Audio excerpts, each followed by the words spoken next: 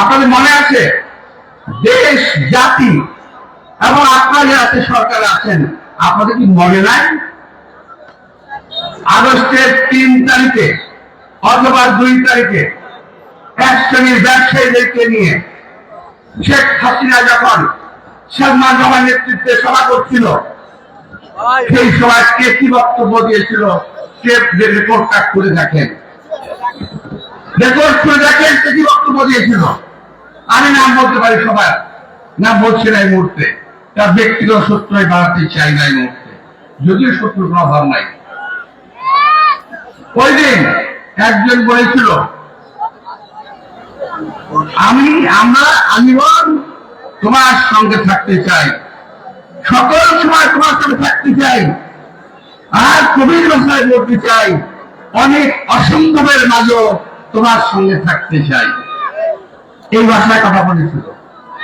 আরেকজন বলেছিল আপনার সঙ্গে আছি আমরা থাকবো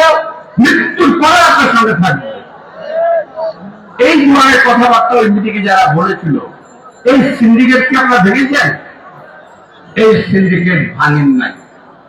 এই সিন্ডিকেট রয়ে গেছে এই সিন্ডিকেটের কেউ গ্রেফতার হয় নাই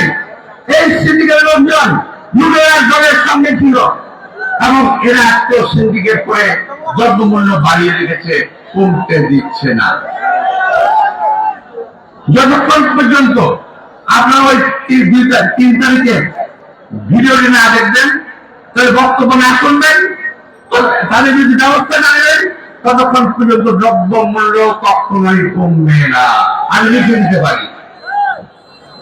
এর একটা সিন্ডিকেট এবং অনেকে বুদ্ধি দিয়ে জানেন অনেকে বুদ্ধি দিতে জানেন